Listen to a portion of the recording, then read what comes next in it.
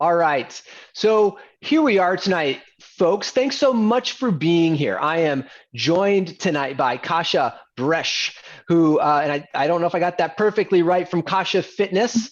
And so Kasia is a certified sensation-based motivation coach, which so one of our esteemed students that has learned about cross mapping and other sensation-based motivation coaching modalities. And we wanted to have Kasia here tonight because she has had some amazing experiences in coaching her clients using cross mapping, but specifically around fear. And it looks like Sal is here with us to chat with us a little bit about that as well.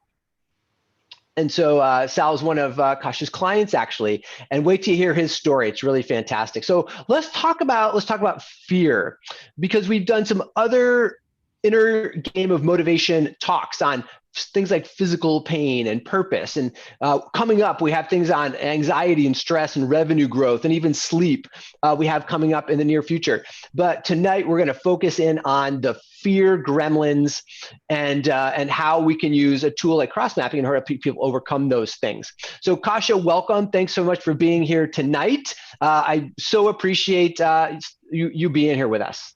Thank you. Thank you so much for having me.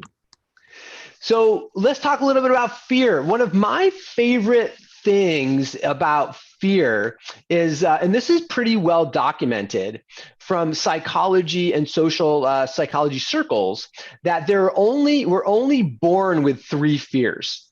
There's only three fears that we're actually born with, and they are the fear of loud noises, the fear of falling, and the fear of suffocation. All other fears are learned. All other fears are learned.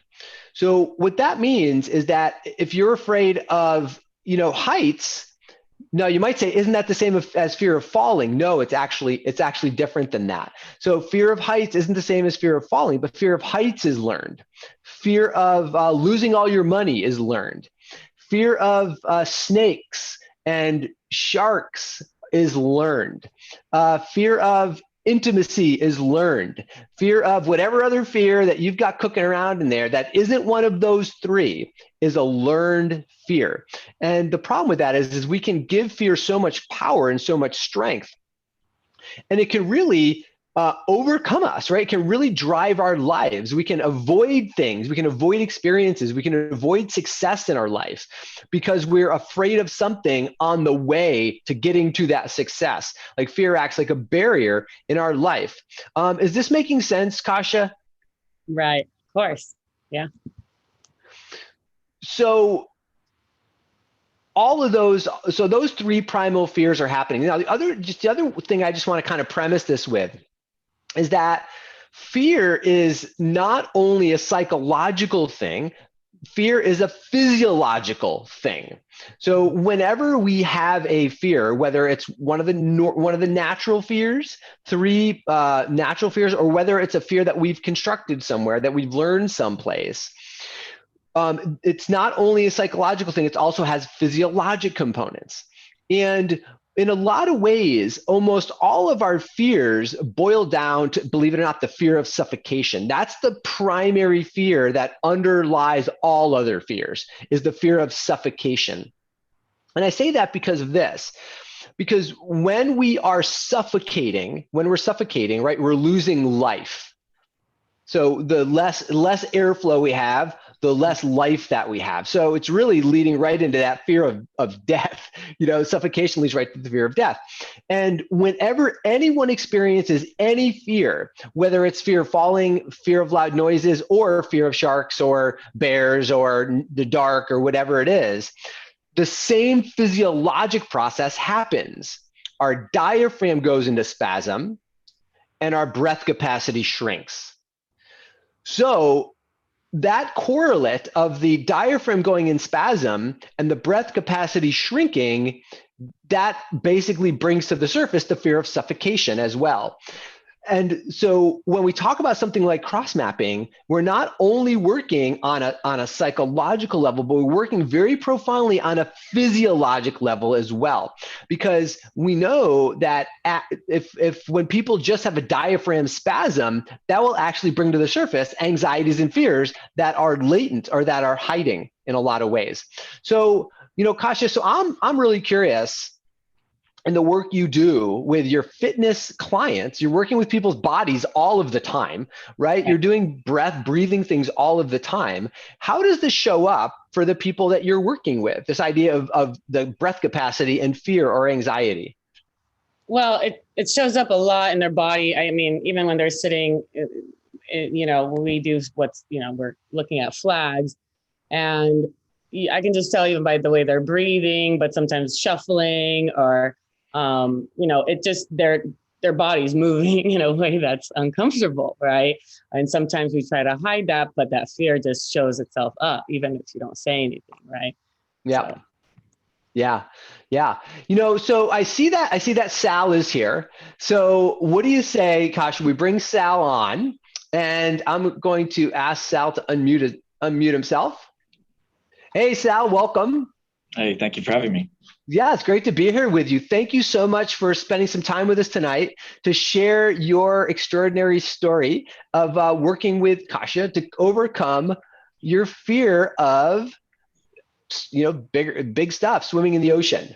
hmm Yeah, that was a big one. And I was listening to you. But first of all, thank you for everything you've done. I read your wife's book. It was just amazing. And the fact that, I had tried many other things and you mentioned some of them, or actually I was reading your article, and some of the things that I had tried were don't think about it, push through it, just psych myself out. And none of those would work because when I'd go into the open water, which specifically it was open water in the ocean, right?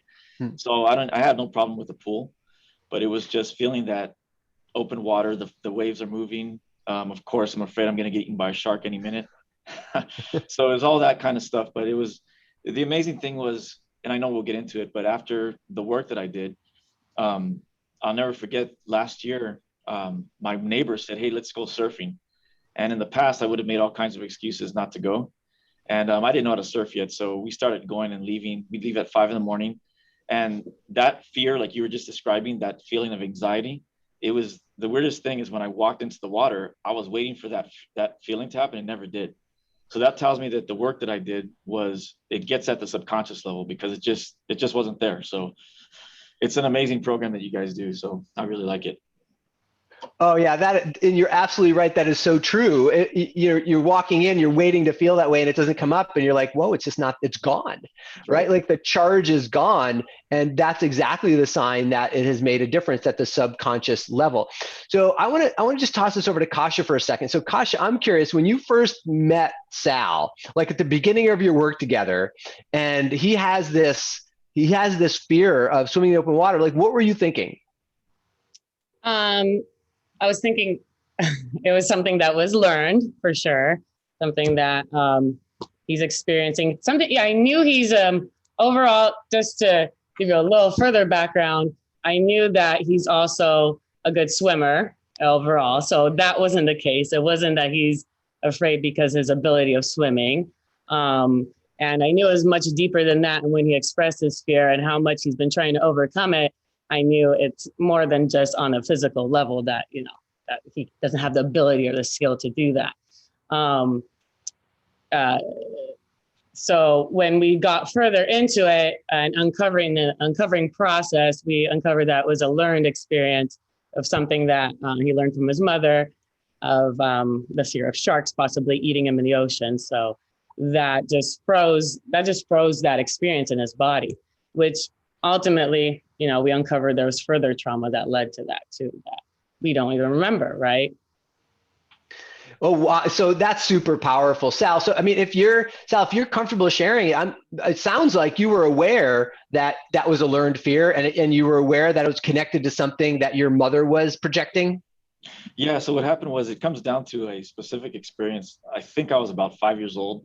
I didn't know how to swim, so I saw my cousins swimming, and I just jumped in the pool, and I thought, oh, they can do it, I can do it. And I remember dropping down to the inside the pool. I remember seeing the water on top of my head, And then my mother came in, saved me. And just to give you some background about her, she has tons of anxiety.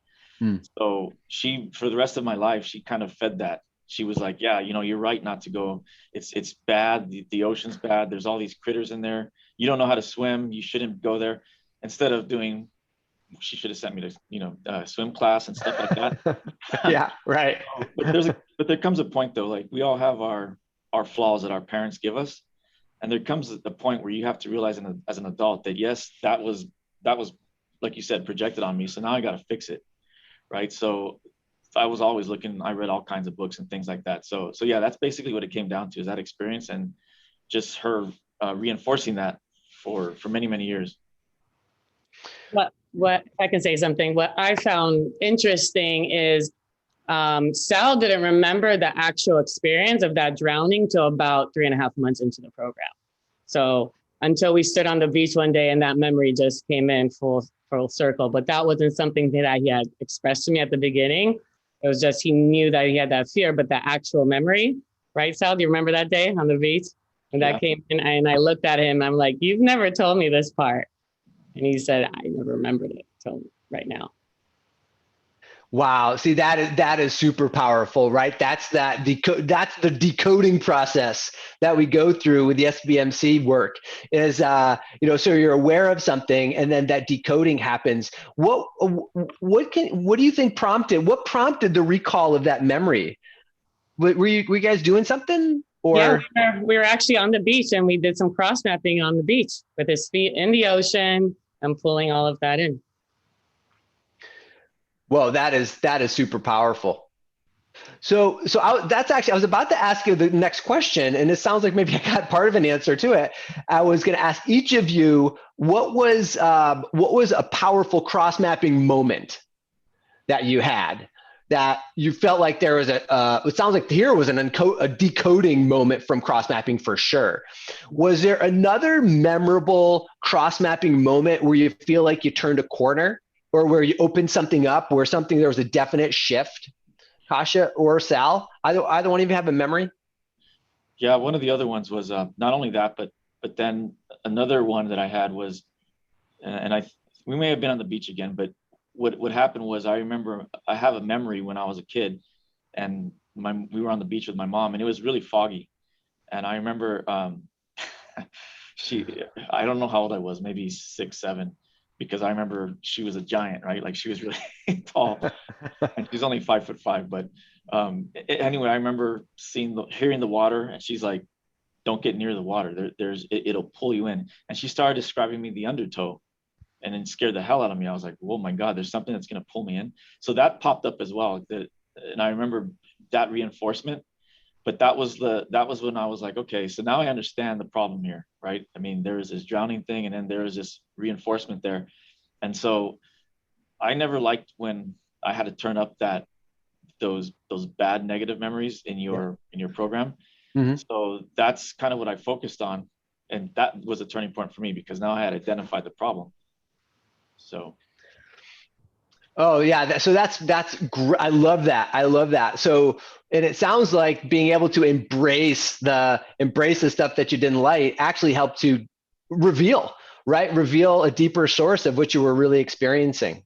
That's a good way you put it, is exactly that, when you embrace it. Because now the way I look at it is, the reason why those other things weren't working, psyching myself out, getting all whatever to get over it, is that the fear is like your friend, right? I mean, it does keep you on your toes. It's there for a reason, right? I mean, it'll help you prepare. Like when I go rock climbing or jumping off an airplane or whatever I do, that fear it's very valuable. But when you, like anything else, when you overdose on something, it's too much, right? So it can paralyze you as well.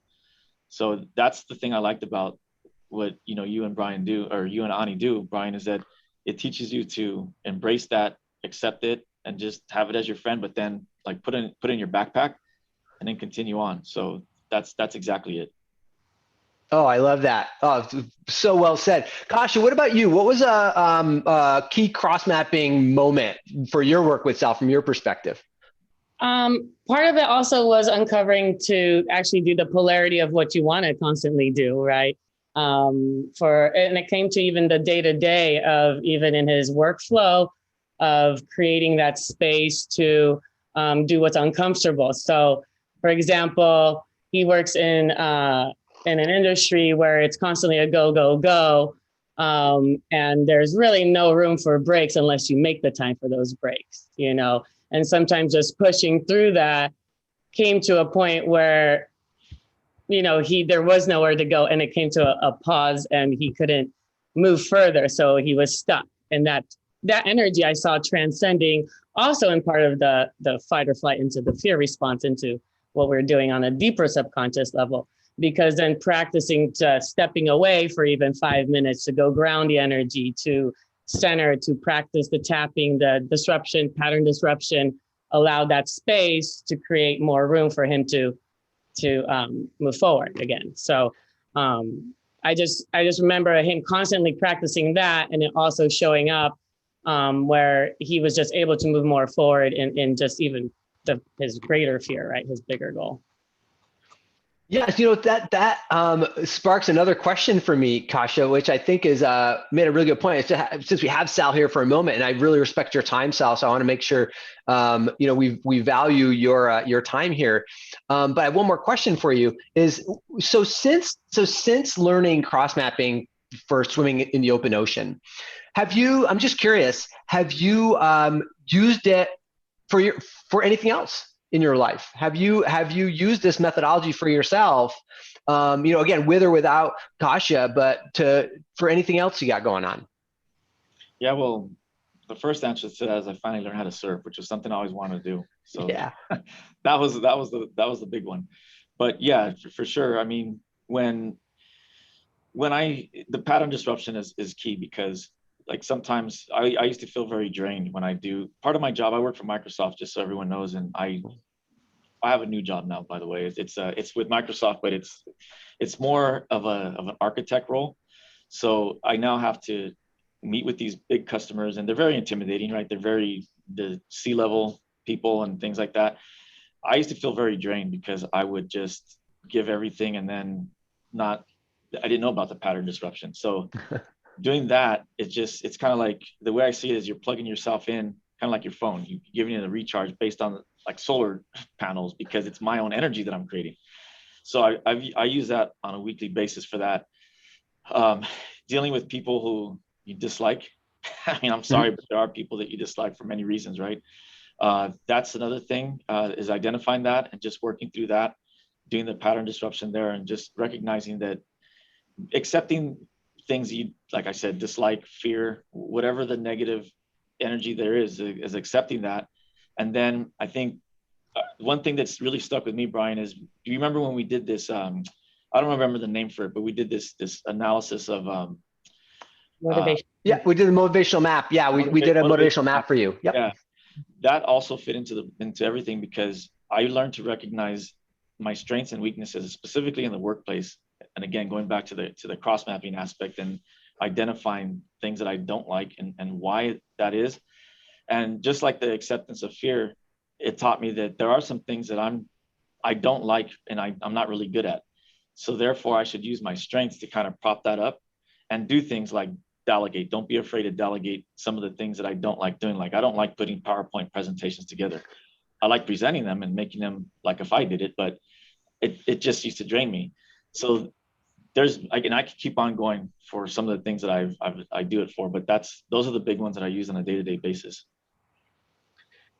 Well, yeah, that is really, really powerful. I could riff on a whole bunch of other stuff that you said, but because I just is awesome. Like, I mean, riff in a good way, just kind of keep going on it. But Kasha, to look at so the work you did with Sal is obviously really transformational, really amazing.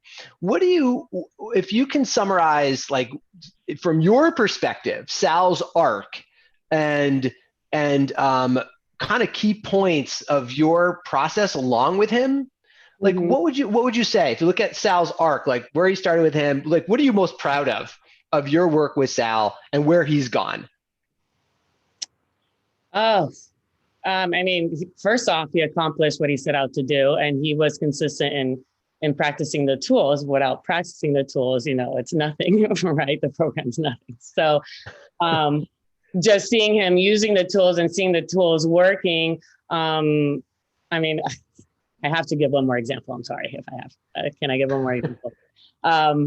Especially when he used the tools, there was some of these big meetings that he'd have and presentations he'd had were, like he mentioned, really draining on him. And at the end of the day, he would just go back in his room and put his sunglasses on and not want to see the world.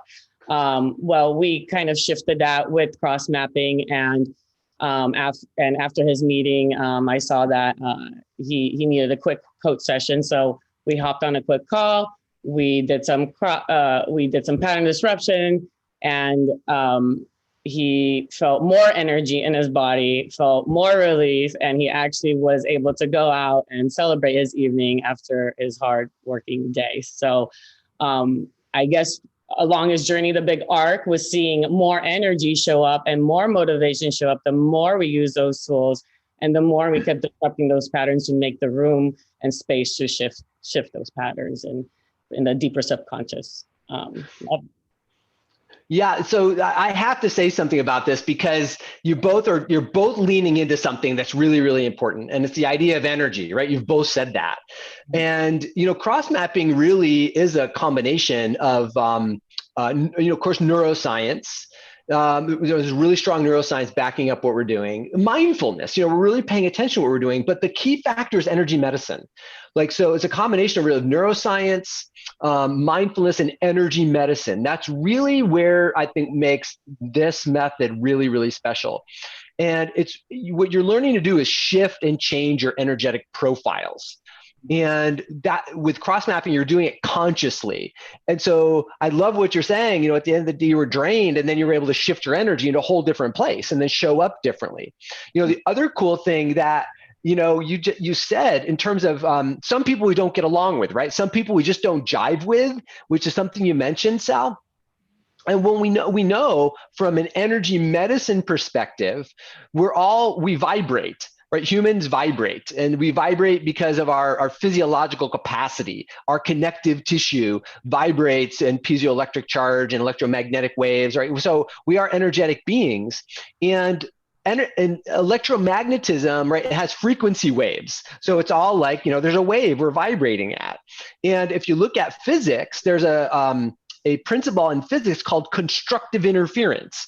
And so when you have a wave coming along and it meets another wave and they're what we call in phase, right? They make another wave. They kind of swim together. But there's something else called destructive interference. And so if you're a wave coming along, you're a person coming along and you meet somebody with a different wave quality than yours and they're out of phase, it creates chaos.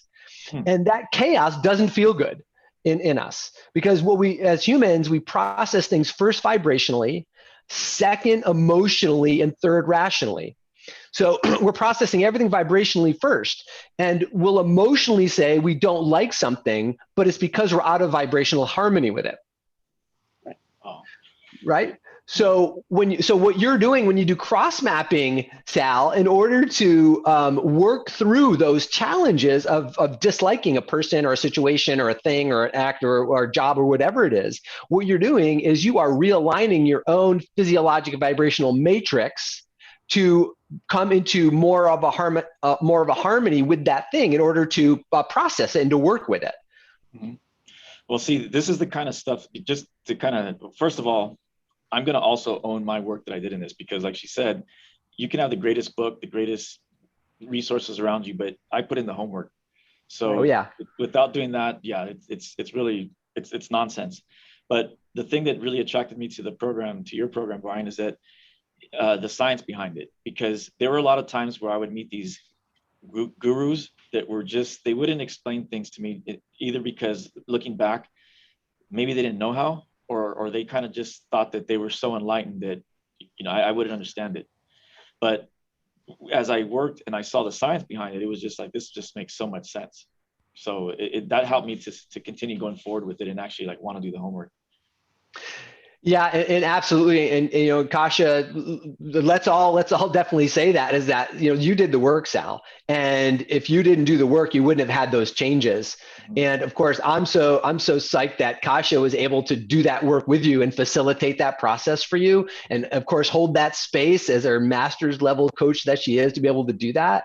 I am just so excited to have both of you here and really talking about this. Thank you. Yeah. So Sal, I want to respect your time and say thank you. So I know you're a busy man and you've got a lot on your plate. So I just want to say, thank you so much for hanging out with us for just a few moments on our forum here and sharing your experience with us. I so appreciate it. You're welcome to hang out as long as you like. Again, I know you're a busy man, and I'm so appreciative. Thank you so much for being here. Yeah, thank you for having me. Thank you. All right. So Kasha, I want to throw this back to you because what a cool conversation. First of all, with Sal. Kasha, thank you so much for inviting Sal to be here with us and have that conversation with him. And thank you so much for the powerful work that you did with him. Yeah, thank you. Well, I'm glad he was able to make it and share as well, because it doesn't come across the same way if it just comes from me, right? Yeah. Oh, absolutely. Hey, but speaking of coming from you, you've got other clients too. And so before we hopped on our forum here tonight, we were talking about fears, big and small, right? So we have Sal who, wouldn't go in the ocean because he's afraid of being eaten by a shark, and now he's surfing. So that's pretty huge. That's pretty huge in terms of one person overcoming their fear. But, tell us a little bit about some of the other clients that you've worked with that are working on fears that to us might not seem so big. Of course, to every single person, like their fear is the biggest fear in the world.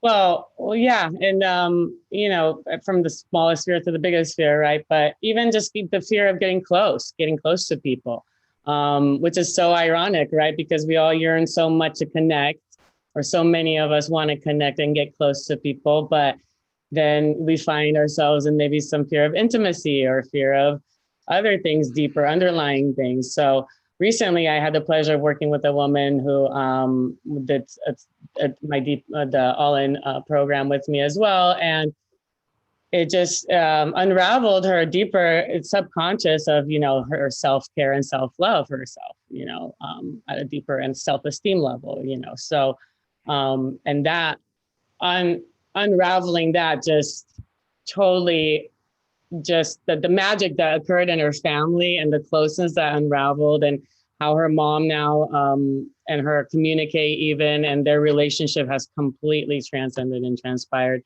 And she's having conversations with her dad and her mom that she could never have before, And that also, of course, transcended into her relationship, even with her husband. So, and that was all because of her small fear to get close. Yeah, so she had this fear of intimacy, and it sounded like it actually was tentacling into not just her primary partner, but also into other places as well that maybe she wasn't aware of. Mm-hmm. It was huge. It was huge. I don't think she even realized how much it was even affecting her relationship with her parents from her end. She just saw, what mom and dad are doing. But when she shifted that energy, it was just an unraveling of everybody swarming to her vibration, right? Because now she's vibrating at a higher vibration, and everybody just wants to be around that. They're no longer afraid to be around her just as much as she's not afraid to be around them. Funny how so. Yeah, I love that. Can it's the same question I asked you for Sal. I'm really curious. Was there a key cross-mapping moment that you had with this client that for you, it was like, oh gosh, she just made that change? Key moment. It was one of the key moments was when she told me about a conversation she had with her mother, where her mother expressed some deep, deep vulnerability. And that I just knew that she was in the space to receive that and to actually to hear that. So that was that turning point for me with her, and seeing that whole new transformation. Oh, that's great. So it sounds like maybe she came to you with talking about a conversation that maybe with her mom that maybe made her feel a certain way. Yeah. And you helped her cross map that. yeah, she shared that back with me and came back with the information after she had a great weekend with her mom of connecting. So she came back and she was just sharing with me of that experience and how it felt in her body and how it's different in her body now. Mm-hmm. You know, Kasha, how, I mean, I'm maybe going to ask you a bit of an unfair question, but I'm curious. When you work with people and you're doing your all in program and you're working with people who have fears that you're working with, and you're doing cross mapping, how soon do you see changes for people? Anything from small changes to big changes? Like how long does it take? It's pretty immediate, really. I mean, they don't leave even virtually. I won't say they leave my office because now I do a lot of virtual coaching as well. I mean, after every session, their energy shifts. I mean, in 45 minutes, their energy shifts. If there is cross mapping involved and we go through a full cross mapping in that session, it shifts within that 45 minutes. So it can be as quickly as I've seen it as quickly as that. Yeah, that's cool. I mean, I've experienced the same thing. So that's why I'm asking you. I'm sitting here too thinking, there's a key cross-mapping moment I'd love to share from my own life. Yeah. With, around fear. I don't experience fear very often. It's not like something I'm really I don't experience anxiety or fear very often. And maybe it's because I don't experience it often now in my current life. Maybe I'm kind of forgetting a little bit about my past life, but I do remember one time. So I was rock climbing and I was up on this route. And as I'm climbing up this route, the rock quality was deteriorating rapidly. And I remember I'm probably about 100 foot up this wall. So I'm not that far off the ground, but I'm far enough where if I fell, I was going to die. It was 100 feet. And I have a piece of gear about 25 feet below me, which means I'm going to fall about 60 feet, so none of that stuff is good. But as I'm climbing up and I get to this big, what we call flake on the side of the rock. And I went to pull up on it. The whole thing went clunk. Like the whole thing shifted. This thing was like probably 3 times the size of me. And as I leaned on it, the whole thing kind of clunked, like it moved. And I started to like freak out, right? Because I'm like, oh my God, I've got to actually I have to climb up this thing because I can't put any gear behind it. Because if I fell on the gear behind it, it would actually rip the whole thing off. That's like a no-no. So as I'm climbing up this thing, I can feel my breath just like going away. I'm like starting to suffocate. I'm starting to get like no oxygen. My arms are now shaking, because I'm not getting any oxygen in my body. And I finally get to where I'm standing on top of this massive wobbly flake on this cliff wall. And I'm frantically looking around for gear, for a place to put any piece of gear in the rock to be able to clip a rope to, right? And of course, I have tunnel vision. I'm totally what we call gripped in climbing. Like my senses are completely offline. I'm choking. My legs are shaking, kind of thing. And I'm seriously, if I fall at that point, I am in big trouble. I mean, I'm really gonna hurt myself, if not die, probably, because now I'm looking at about a 70 to 80 foot fall, probably a ground fall at that point. And so I'm standing there, and something like just comes over me and just says, Brian, just be here. And I just felt my feet on the rock. I'm shaking, right? I feel my feet on the rock. And I started to basically do cross mapping for myself while I'm on this wall. And and just a moment or so before, it took me probably about 30 seconds to get myself into a place where I could become lucid again and not be blind, basically. Because I'm looking around, I'm frantically looking. There's no place to put gear. And finally, by doing cross mapping, right? By embracing what is happening, and at the same time tapping into that cross mapping methodology, I was able to see a small crack in the rock and be able to get one piece of gear in. And then I see another smaller piece above that and get another piece of gear in. And then I see this big piece above me, and I'm like, oh my God, there's a huge piece there, and I can put a big piece of gear in. So, we talk about scotomas, where, you literally have blind spots. And the cross mapping for me helped to release the scotomas that if I hadn't have seen those things, I'm sure wouldn't be here right now. And so I can speak from my own sense of especially around fear and cross mapping, how powerful it really is in real time, in a real time experience. Mm-hmm. Yeah, and that's interesting you bring that up in terms of blind spots, because my last client that I was referring to, the real problem was her husband, and dealing with him and all those things, which was the blind spot of really reflecting back on herself and where that was geared towards, and some of the anger she was working through, Yeah, exactly. Right. And that's another big thing about cross mapping is what we're talking about. It helps a client highlight their own blind spots. Because we're tapping into the client's own intuition, right? We're not telling people what to think or what to say or what to do, because we know that there's inherent resistance to that. And then people aren't able to take action, right? That's how the subconscious and conscious defense mechanisms work. But the beauty of what we do with somatic coaching and sensation-based motivation coaching and cross mapping specifically is we tap deeply into the client's own intuition. So they're coming up with the somatic answers to all of their problems. So there's much less resistance, and then there's much increased action taking capacity on it. Is that making sense, Kasha? Right. Yeah, exactly. Yeah. Hey, before we wrap up, Kasha, do you have any other thoughts on fear and cross mapping?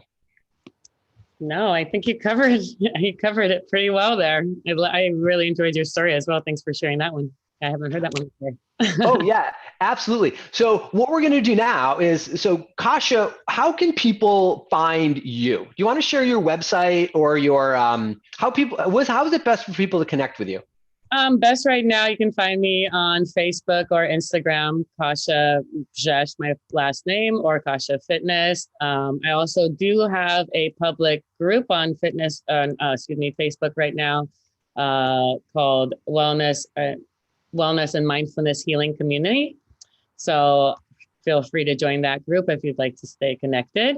And I am actually giving away a voucher for 2 free mind-body transformation calls. If you'd like to partake in that, just shoot me a message and I'll get in contact with you. But those are the quickest ways. My website's in the works right now, about to be launched. So we're moving more virtual, all virtual now.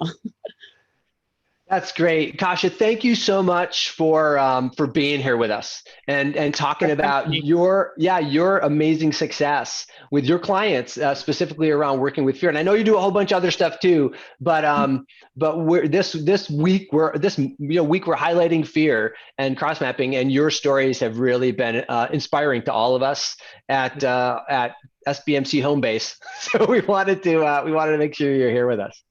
Yeah, thank you. Thank you so much for having me. And then if anybody wants me to email them the voucher, you can just shoot a message in the chat too, if that's easier too.